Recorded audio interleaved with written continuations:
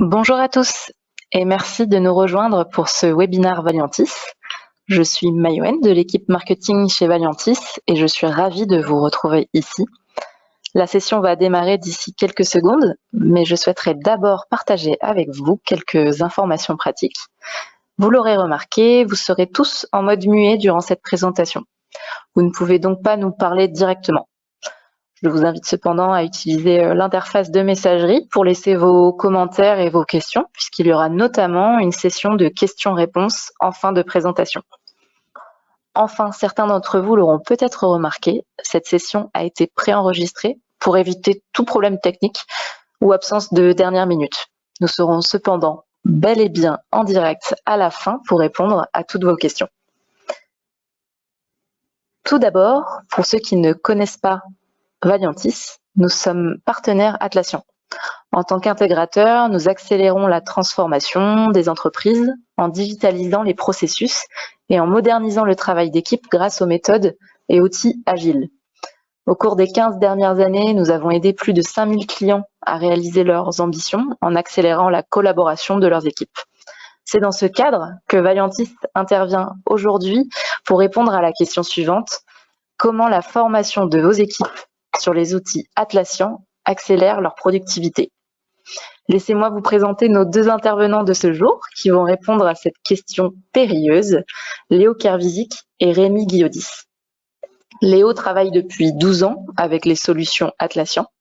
En tant que responsable de l'activité avant-vente chez Valiantis, il accompagne toutes nos équipes commerciales auprès de nos clients pour comprendre leurs attentes et leur proposer les solutions techniques répondant à leurs besoins. Quant à Rémi, il est consultant chez Valiantis. Il aime transmettre son enthousiasme pour ses outils, partager les bonnes pratiques apprises dans le cadre de ses missions de conseil et participer à créer une dynamique positive autour des outils. Il est temps de démarrer. Messieurs, je vous laisse la parole. Merci Maïwen pour cette introduction. Donc je me présente, Léo Kervizic, responsable d'équivalent de France. Donc c'est moi qui accompagne souvent les entreprises pour définir les besoins de plan de formation, d'accompagnement, conduite du changement. Donc, bonjour à tous, je m'appelle Rémi Guillaudis, je suis consultant expert Atlassian et formateur chez Valiantis depuis 4 ans. Donc bienvenue à ce webinaire sur comment la formation de vos équipes sur les outils Atlassian accélère leur productivité. Donc le plan de ce webinaire sera dans un premier temps de revoir les objectifs et les problématiques rencontrées chez les entreprises. Dans un deuxième temps, Rémi se fera un plaisir de vous parler de la formation chez Valiantis, comment est-ce que c'est structuré, quels sont les intérêts, et on finira par un cas pratique. Et Rémi, est-ce que tu veux en dire plus sur la formation? Oui, tout à fait. On commencera déjà par les formateurs. Ensuite, la philosophie des formations Valiantis basées sur la pratique. Et enfin, un cas concret d'implémentation et de formation d'un client. Voilà. Ensuite, j'aborderai l'accompagnement au changement. Donc, l'idée va être de développer les notions des formations qu'on aura vues précédemment autour de ce qu'on appelle les formations personnalisées et réutilisables. On abordera les notions de coaching, qui est un complément important à la formation. Et enfin, pour les plus grands comptes, on abordera justement la mise en œuvre du comité de pratique autour de la solution Atlassian. Et enfin, le knowledge management. Et on finira bien évidemment par une session de questions-réponses pour vous apporter des compléments d'informations sur vos besoins. Les objectifs de ce webinaire, donc ils sont au nombre de 3. Dans un premier temps, ça va être de vous accompagner sur l'identification des enjeux de la formation, souvent dans votre transformation digitale. Donc voilà, est-ce que c'est la capacité à pouvoir répondre sur des innovations? Est-ce que c'est une capacité à rattraper une dette technique? Est-ce que c'est une formation plus orientée utilisateur métier? Est-ce que c'est plus une formation sur la partie utilisateur technique? Voilà, il va y avoir toutes ces dimensions-là à prendre en compte. On abordera aussi naturellement sur comprendre comment la formation de collaborateurs a un impact sur l'adoption des outils Atlassian et des processus. Effectivement, on parle d'outils qui sont quand même très structurants et il est important qu'on intègre ces outils dans l'adoption de vos propres processus métiers et que ça soit en adéquation avec vos besoins et vos attentes internes. Et enfin, on finira sur des retours sur le ROI, sur comment nos clients ont tiré parti de cette formation dans le cadre de la conduite du changement. Ça sera sur le dernier point. Les différentes problématiques rencontrées chez nos clients. Merci. Donc, il va y avoir naturellement la gestion multi-équipe, c'est-à-dire qu'on a souvent des procédures, processus, des rachats assez différents, des maturités différentes, et donc on va avoir des contraintes pour justement uniformiser le savoir-faire et les compétences des équipes. Donc, important de savoir les former. Des contraintes de localisation, donc ça aussi c'est important de le savoir pour pouvoir définir si on le fait à distance, sur site, en présentiel, les choses. Il y a aussi les outils Atlassian, vous pouvez les utiliser de manière distancielle. On l'a vu avec la crise du Covid, c'était très intéressant de pouvoir justement adapter ces produits à ces enjeux très rapidement. La partie documentaire, justement, comment est-ce qu'on va pouvoir intégrer de la documentation, de la capitalisation au travers de ces plans de conduite du changement ou de formation. L'accompagnement du changement perpétuel, voire aussi des changements inefficaces et problématiques, ces deux points sont assez proches. Effectivement, aujourd'hui, on doit innover très régulièrement, très vite. Le marché va vite, on doit s'adapter d'autant plus vite et nos ressources, nos collaborateurs, on doit aussi les accompagner pour être en capacité de s'adapter et de répondre à ces attentes du marché. Des problématiques dans l'entreprise, ce qu'on appelle le manque de visibilité, de transparence, c'est-à-dire des fois il y a des prises de décision, des fois il y a des changements opérationnels, des changements d'organisation, de procédure, et la formation et l'accompagnement permettent de justement apporter des réponses, soit par la structuration des produits pour faire passer l'information, mais aussi simplement pour réadapter notre organisation à ces changements. Enfin, on a deux points très importants. Les prises de décision, effectivement. Aujourd'hui, on le dit, le time to market est rapide et il faut qu'on soit en capacité de prendre des décisions vite. Les solutions Atlassian sont souvent des solutions avec des informations en temps réel qui vont permettre de supporter le process de prise de décision et aussi de faire redescendre la prise de décision rapidement auprès des équipes, de façon, par exemple, à éviter qu'on travaille toujours sur un projet 6 mois plus tard alors qu'on avait décidé de l'arrêter. Et enfin, on va pouvoir répondre aussi aux questions de complexité technique, puisque les solutions Atlassian vous permettent d'être déployées sur site chez vous, dans vos Pro Data Center, ou en mode cloud. Et de la même manière, nous déroulons ces formations à distance ou en présentiel. Donc, on va être capable de répondre à ces deux contraintes-là. Et en plus, on va avoir aussi des contraintes d'intégration de nos solutions avec des solutions tierces. Et donc là, on va devoir aussi vous former de manière très poussée, très pointue sur des attentes techniques. Maintenant, je vais laisser Rémi aborder la partie formation et je vous retrouve tout à l'heure. Donc chez Vaillantis, l'ensemble des formateurs sont certifiés. Atlassian, ils sont expérimentés. C'est avant tout des consultants qui sont sur le terrain, qui voient des cas concrets tous les jours avec les clients et qui ont un certain goût pour la formation. Ils sont là pour transmettre leur retour d'expérience. Ils prendront toujours le temps lors des formations de répondre à vos questions, des questions concrètes par rapport à votre entreprise et vos cas pratiques. Et ils sont là pour aiguiller les participants du coup dans leur futur choix, que ce soit dans les choix d'application Atlassian, d'add-on, de vision d'implémentation. La philosophie des formations Vaillantis sont basées sur la pratique. Personnellement, dans mon expérience précédente dans l'enseignement et la pédagogie, ça m'a appris que sans pratique, les notions acquises durant une formation ou un cours n'ira jamais très longtemps. L'ensemble des formations Vaillantis sera donc sur un chemin pédagogique basé majoritairement sur les exercices. Chacune de nos formations aura une structure assez identique. On va être sur l'explication d'une notion précise. Quand l'explication sera terminée, on va passer sur une démonstration de la part du formateur. Puis viendra les exercices pour les participants, aidés ponctuellement par les formateurs en cas de souci. Ensuite viendra une correction où le formateur reviendra sur tous les points, notamment les points où il a détecté des difficultés de la part des participants. Et enfin, une session de questions-réponses, sachant que le formateur s'assurera toujours que l'ensemble des participants ait bien compris la notion avant de passer à la suite. On va proposer un accompagnement aussi post-formation. Il est très fréquent que suite à une formation, une réponse donnée aux participants, les formateurs soient recontactés et sollicités par les participants. Nos experts s'appuient sur leur expérience pour conseiller au mieux vos cas concrets dans votre entreprise. Atlassian répond à un écosystème de solutions et d'apps développées par des tiers très complètes. Donc, on a plus d'une quinzaine d'outils Atlassian, plus de 2000 apps développées par des sociétés de développement. Si on a un doute, ne pas hésiter à poser la question à un expert Atlassian sur l'orientation à prendre pour une solution. Le devoir de conseil d'un expert Atlassian sera toujours d'accompagner le client dans le bon sens et d'optimiser le ROI d'un participant pendant et après une session de formation.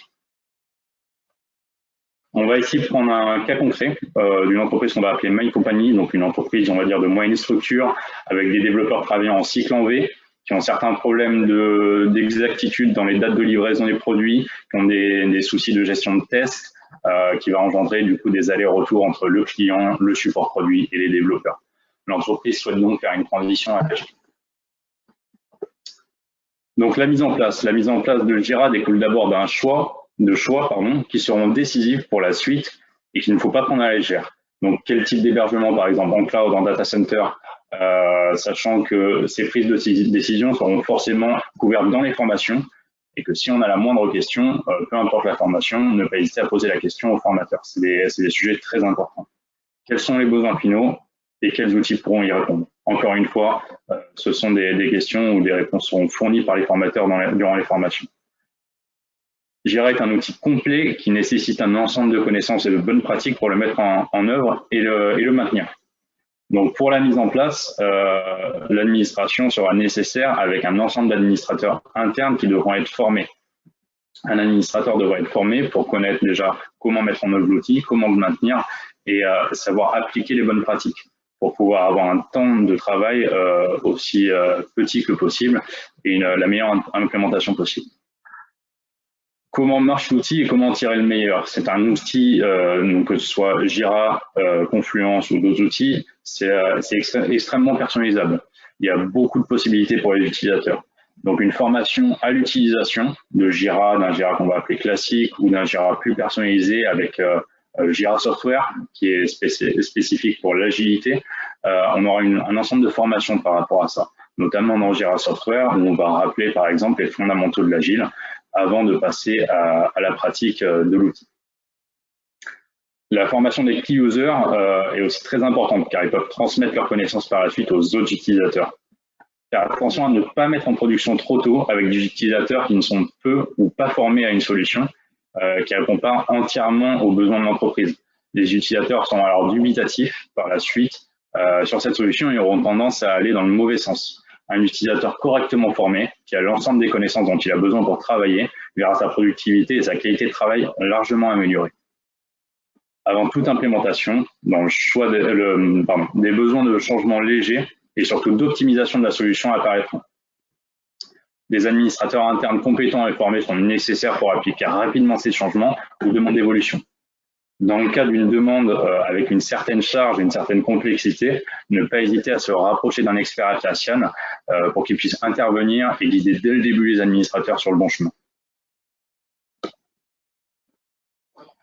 On va voir comment développer votre agilité, donc travailler avec la méthode agile. La mise en place de l'agilité se fait avec des experts pour respecter à la fois la méthodologie et également appliquer cette méthodologie à l'entreprise, sachant que chaque entreprise est spéciale. Il faut faire un compromis entre la méthodologie et la méthode de travail de l'entreprise, savoir adapter l'agile dans la vraie vie. L'agilité est faite pour les développeurs dans ce cas-ci. Une bonne communication et un accompagnement est nécessaire pour que la méthode soit adoptée et vite productive. Jira Software est là pour mettre en pratique l'agile au quotidien et respecter ses bonnes pratiques.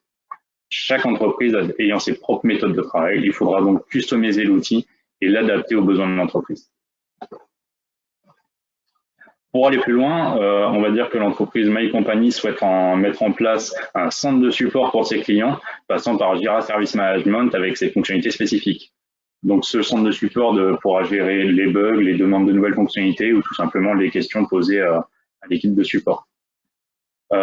Jira Service Management s'accompagne d'automatisation, de mise en place de SLA qui sont largement personnalisables, de files d'attente encore une fois personnalisables par les agents, de rapports spécifiques qui seront en fonction des SLA, de l'entreprise du client, de la satisfaction du client, d'un ensemble de paramètres. Et on pourra faire globalement des liens avec une base de connaissances, donc entre le centre de support et la base de connaissances. Comme les autres outils, pour qu'un agent de portail de support travaille efficacement et qu'il soit satisfait de l'outil, une formation est nécessaire pour qu'il commence à l'utiliser et qu'il paramètre son environnement de travail. Cette formation lui apportera toutes les réponses qu'il a par rapport à la matérialisation de son métier dans l'outil et les possibilités d'optimisation qui lui seront mises à disposition pour qu'il puisse gagner du temps à chaque étape de sa journée. L'entreprise étant plus rentable et grandissant rapidement, nous sommes maintenant sur une structure à plus de 200 développeurs et nous voulons passer à l'agile à l'échelle, aussi appelé SAFe. La mise en place doit être faite correctement en appliquant les mêmes principes qu'en agilité, avec un expert, une bonne communication, des formations utilisateurs, encore une fois, une optimisation adéquate de l'outil. Il existe plusieurs façons d'intégrer le SAFe dans Jira, avec l'outil Atlassian à part entière Jira Align, ou encore directement avec Jira Software, avec des apps comme Agile Hive, Advanced Roadmap, Big Picture, ou encore plein d'autres. Il reste à choisir la meilleure solution dans votre cas précis. En général, dès que vous avez un besoin spécifique, comme dans le test management, l'automatisation poussée, le reporting, le roadmap, un outil est là pour répondre à vos besoins. Selon l'outil et la complexité de mise en place, il est souvent plus rentable de commencer par former l'acteur interne qui sera chargé de mettre en place l'outil et de maintenir l'outil. Chez Vaillantis, au-delà du catalogue de formation qui couvre la majorité des besoins, nous savons aussi nous adapter aux besoins spécifiques et proposer des journées de coaching avec un formateur expert dans le besoin qui aura auparavant pris connaissance de votre contexte et qui en tiendra compte. Léo, je vais te relaisser la main pour l'accompagnement au changement. Merci Rémi. Effectivement, c'est une très bonne introduction à l'accompagnement au changement, des formations spécifiques. Effectivement. Donc là, on parlait spécifiquement de la formation et comment la formation supportait vos processus d'implémentation ou de révision de vos méthodologies internes. Maintenant, on va aller plus loin, c'est-à-dire qu'on va potentiellement faire des formations spécifiques. Effectivement, vous êtes une entreprise assez conséquente. Vous avez besoin d'avoir une formation non seulement sur l'outil, mais aussi sur vos processus internes. Nous allons donc travailler conjointement sur l'adaptation du contenu de formation à vos usages. C'est pour ça qu'on a mis la formation spécifique. Nous allons aussi pouvoir compléter les formations avec des offres de coaching. Effectivement, une formation va avoir une approche théorique, même si elle est avec des exercices, qui va devoir se confronter à la réalité pour consolider les acquis. Et il arrive qu'effectivement, soit il y a des oublis, soit il y a des points spécifiques qui ne sont pas couverts par la formation et que on va pas nécessairement ça va pas nécessairement nécessiter une formation pour aborder ces points-là. Une séance de coaching ou des séances de coaching seront largement suffisantes. Enfin, pour les plus grandes entreprises, nous apporterons la communauté de pratique pour pouvoir accompagner le changement et surtout avoir une conduite du changement récurrente sur la durée. Et naturellement, c'est comment est-ce qu'on va capitaliser l'ensemble des savoir-faire et de la documentation au sein du knowledge management. Premier point, donc les formations spécifiques, on va les développer sur 2 axes, donc l'aspect métier. Donc déjà, l'idée, ça va être de travailler ensemble sur l'alignement de ces formations sur vos attentes. Qu'est-ce que vous souhaitez en tirer, identifier le ROI à aborder? C'est est-ce que on souhaite former avant tout nos collaborateurs sur les processus internes et ensuite leur expliquer comment ça se déploie dans l'outil, comment est-ce qu'ils peuvent travailler sur leurs activités. Ça peut être simplement une mise à jour technique pour expliquer les nouvelles innovations du produit, des produits Atlassian, et mettre à jour simplement vos utilisateurs. Voilà, il va y avoir différentes attentes qu'on verra ensemble. Derrière, on va naturellement prendre en compte vos savoir-faire de façon à les intégrer dans nos supports, de façon à ne pas être en inadéquation avec notre démarche et vos attentes. Nous allons toujours respecter cette approche pragmatique. Pour nous, c'est vraiment une plus-value de nos formations. C'est vraiment sur des exercices qu'on veut appliquer, qu'on veut réviser, qu'on veut pouvoir contrôler, de façon à ce qu'on s'assure que toutes les personnes qui sortent de notre centre de formation aient une capacité réelle à pouvoir travailler avec les compétences qu'on lui aura fait acquérir. Et enfin, naturellement, l'objectif, je viens de le dire, c'est d'avoir une formation opérationnelle et donc de s'assurer de l'adéquation de la formation avec vos attentes. Ensuite, nous avons naturellement une approche technique. Donc là, on va avoir une couverture, comme l'a dit Rémi tout à l'heure, sur des besoins spécifiques. Par exemple, le test management avec X-Ray, le pilotage de projet avec Big Picture. Il y a plus de 4000 apps sur la marketplace, donc je ne vous mentirai pas, on n'a quand même pas 4000 formations out of the box. On a un catalogue suffisamment étendu, mais il arrive qu'on ait besoin de travailler spécifiquement pour certains demandeurs sur une app spécifique. Et donc là, on va la construire ensemble et elle sera votre propriété. On définira aussi naturellement le mode de livraison, à distance ou sur place de la formation. On le voit avec le Covid. C'est quand même plus intéressant de pouvoir rester à la maison et en profiter pour se former sans avoir à être fatigué par les déplacements en avion, la réservation des chambres d'hôtel, ce genre de choses. Enfin, ces formations sont réutilisables. Vous allez pouvoir les capitaliser et potentiellement même, on pourra former vos futurs formateurs pour qu'ils soient en capacité de prendre le relais pour des formations internes. L'environnement de formation, nous fournissons des environnements de test à chaque individu, de façon à ce qu'il soit vraiment dans son propre environnement, dans son propre contexte de travail, qu'il ne soit pas pollué par les autres.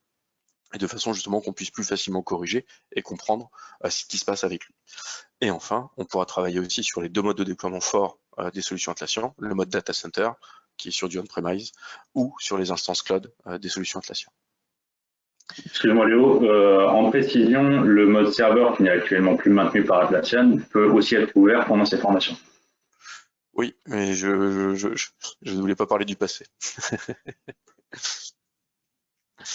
Donc, l'offre de complément va être le coaching. Donc, comme je l'ai dit, l'idée du coaching va être de venir a posteriori de la formation, qu'elle soit out of the box chez nous ou personnalisée. L'idée étant de venir 3 à 6 mois après les formations, de vérifier avec vous, voilà, s'il y a des besoins de complément, des besoins de renforcement des personnes que nous avons déjà formées, et donc de mettre en place un accompagnement spécifique sur ces points-là. Donc la première étape va être de travailler avec vous sur l'identification des lacunes ou des axes de progrès. Ça peut être aussi des idées d'innovation ou d'approfondissement qu'on n'avait pas identifié en amont, notamment l'agilité à l'échelle, comme on parlait Rémi, on est peut-être parti sur l'agilité, maintenant il faut qu'on aille plus loin, donc on peut identifier ces axes de progrès-là dans un premier temps. Une fois qu'on aura identifié ces objectifs, on va naturellement nous travailler de notre côté sur les sessions de coaching, donc aller chercher tous les éléments techniques et aussi collecter nos différentes best practices au sein de nos communautés de pratique, puisque nous en interne, nous avons différentes communautés de pratique sur l'agilité à l'échelle, l'ITSM pour le support, des communautés techniques, et donc on va devoir naturellement mettre tout le monde à contribution pour apporter les réponses les plus efficientes pour vos utilisateurs. Une fois qu'on aura bien préparé ces sessions de coaching, naturellement, on va les exécuter, toujours soit individuellement, soit sur des petits groupes de 2 à 3 personnes maximum. L'objectif, c'est pas de se retrouver avec 20 personnes autour d'une table. On s'est rendu compte d'expérience que c'était inaudible et inefficace, et que souvent, on ne répondait qu'à quelques personnes qui avaient le leadership sur la réunion, et qu'il y avait souvent une grande partie des gens qui s'effaçaient, qui attendaient pour rien. Donc, on a décidé d'arrêter des coachings de groupes massifs et faire vraiment quelque chose de spécifique et de vraiment adapté aux besoins de chacun. Une fois qu'on aura fait ces sessions d'accompagnement, l'idée ça va être de consolider par l'expérience, donc d'itérer plusieurs fois, de s'assurer ensuite d'avoir les retours des équipes sur l'application ou l'applicabilité de ce qu'on avait conseillé et de potentiellement réadapter si besoin, et donc de pouvoir permettre à ces personnes de monter en compétences, de monter en expérience et en expertise sur la solution. Naturellement, toute séance de coaching finit sur la réalisation d'un bilan des acquis pour s'assurer que les lacunes et les axes de progrès identifiés sont bien adaptés et que potentiellement, on ne se soit pas trompé de cible. Il arrive ponctuellement que le problème était beaucoup plus profond et les attentes étaient beaucoup plus étendues que ce qu'on avait identifié en amont et que les séances de coaching ont mis en lumière d'autres axes de progression et donc il faudra potentiellement continuer le coaching. Une fois qu'on aura travaillé sur ces axes formation, coaching, on va commencer à travailler surtout pour les grands groupes, sur la communauté de pratique. Ça a un coût pour l'entreprise de former les gens, ça a un coût de coacher, d'accompagner les personnes. Et donc l'idée avec cette communauté de pratique, c'est justement de mettre en place des habitudes de travail, une animation au sein de vos organisations, en toute autonomie, pour justement capitaliser, travailler, apprendre, développer vos compétences. Donc généralement, ça va commencer par travailler avec vous pour identifier quels sont les influenceurs, les leaders des solutions Atlassian en interne. Il y en a toujours, il y a toujours des gens qui aiment les produits Atlassian, c'est ce qu'on va appeler le noyau de la communauté ou les Atlassian champions, qui eux ont une envie de partager, d'expliquer comment est-ce qu'ils utilisent au quotidien la solution et comment ça leur rapporte vraiment des solutions efficaces.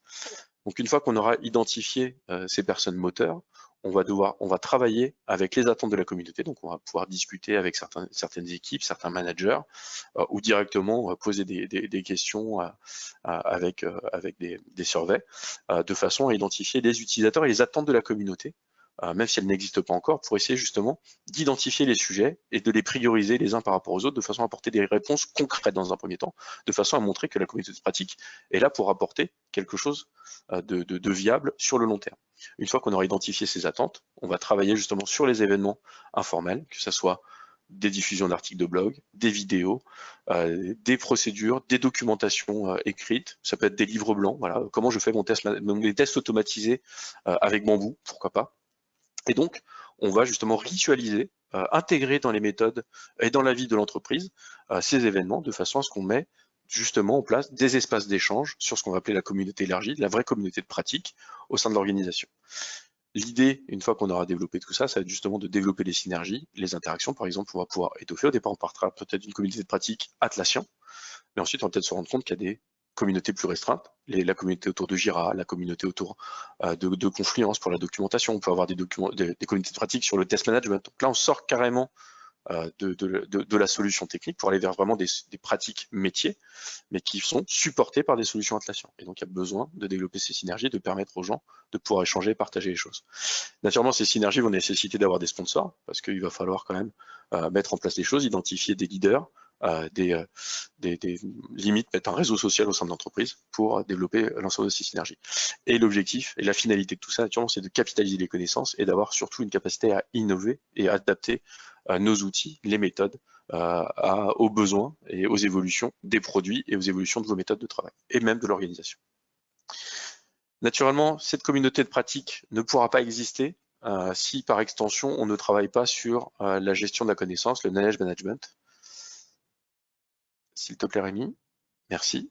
Donc là, l'idée, voilà, avec la base de connaissances, donc effectivement, c'est une des plus-values d'Atlassian, c'est qu'on a un outil qui s'occupe de ça, qui s'appelle Confluence, qui va permettre justement de capitaliser l'ensemble des informations, qu'elles soient les informations produits, les informations projets, les informations du support. Voilà, j'ai une FAQ, j'ai un forum d'échange, voilà, ça fait partie des connaissances à intégrer. Et on s'est rendu compte que dans ces différentes bases de connaissances, dans ces différents articles, il y a de l'information à transmettre, à partager aux utilisateurs, et donc c'est très important de la capitaliser. La communauté de pratique va pouvoir s'appuyer sur cette base de connaissances pour diffuser, vulgariser, partager ces informations. Donc l'idée va être pas seulement de la capitaliser en mode c'est facile, tu trouveras dans le wiki l'info. Non, c'est aussi justement de la diffuser et de la propager, même de la présenter. Donc c'est là où on va justement travailler aussi sur ce qu'on appelle nous des retours d'expérience. Moi par exemple, comment X-Ray m'a apporté m'a facilité la gestion du test management dans mon travail au quotidien. Comment j'ai amélioré le release management avec des solutions de CI/CD comme Bamboo. Comment j'utilise les reportings de l'agilité pour animer mes rituels agiles au sein de mon équipe. Voilà, ça va être des retours d'expérience que la communauté va pouvoir se faire via le knowledge management. Naturellement, le knowledge management, l'objectif c'est capitaliser le savoir, potentiellement rédiger, partager, voire même, j'aurais tendance à dire éduquer, enfin au moins instruire les différentes solutions, les différentes méthodes de travail au sein de l'entreprise, mais là, on dépasse largement le cadre des solutions Atlassian. Merci pour votre attention et maintenant je vais me faire un plaisir de répondre à vos questions. Bonjour à tous. Merci Léo pour cette présentation. Donc, nous sommes de retour en live avec Léo pour cette session questions-réponses. Donc, je vois que nous avons une première question de Alexis qui nous demande est-ce que vous faites des formations sur des méthodologies comme SAFe ou des frameworks comme ITIL? Alors, c'est quelque chose qu'on nous demande souvent, mais effectivement, non, malheureusement, on ne fait pas ce genre de formation, puisque nous sommes vraiment une société de conseil autour des solutions Atlassian. Donc, moi, ce que j'ai tendance à dire, on est des hommes outils. On est là pour supporter vos process. Donc, c'est pour ça que généralement, nos formations s'appuient sur un rappel des méthodes, mais à aucun moment on forme vos collaborateurs à ces méthodes ou à ces frameworks. On ne fait pas de fondation sur ITIL, ce genre de choses. On le délègue à d'autres sociétés qui le font très bien. Ok, ça marche. Deuxième question de Isabelle. Pouvez-vous être plus clair sur la taille des groupes pour le coaching? Alors comme je l'ai dit pendant la vidéo, souvent sur les petits groupes, on est sur du 2 à 3 personnes, ponctuellement 4. Comme je disais, de façon justement à avoir des espaces d'échange plutôt cohérents, de ne pas avoir un groupe déséquilibré. On s'est rendu compte que quand on commence à avoir 6, 7, 8 personnes, souvent il y en a qui demandent plus d'accompagnement que les autres et on se retrouve des fois avec des personnes qui en fin de coaching, parce qu'on fait aussi des surveys, on demande la perception des coachés et des fois on a des personnes qui disent le coaching m'a servi à rien parce que je n'ai pas pu parler, on n'a pas abordé mes points. Donc c'est pour ça qu'on a décidé de restreindre à des petits groupes. Ça marche. Alors là, c'est une troisième et dernière question. Quels sont les supports fournis pour le coaching? Alors, justement, c'est la grande différence entre le coaching et la formation, parce que la formation, effectivement, il y a des supports, il y a des environnements, ce genre de choses. Le coaching va s'appuyer sur vos propres environnements, qu'ils soient de qualification ou de production, mais on ne va pas développer de support de coaching. On va potentiellement apporter les attentes, les freins identifiés, les questions sur des comptes rendus de réunion, ce genre de choses, et le bilan aussi de fin de coaching. Il n'y a pas besoin de plus. Souvent, on laisse aux coachés aussi la prise de notes, de façon à ce que c'est un moyen de capitaliser pour eux, pour faire les choses. Si on fait la prise de notes à leur place, souvent on s'est rendu compte que ça capitalisait pas très bien. Donc, travail pour eux, c'est beaucoup plus comme ça. Ça marche. Il n'y a pas d'autres questions. Donc de votre côté, si vous avez des questions, n'hésitez pas à prendre contact avec nous depuis notre formulaire de contact sur notre site web valiantis.com. C'est avec plaisir qu'on vous répondra. Merci Léo pour ta présentation.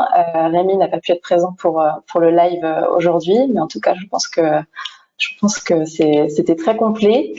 Très bonne journée à tous et à très bientôt pour un nouveau webinaire. Merci, bonne journée à tous, à bientôt. Merci, au revoir.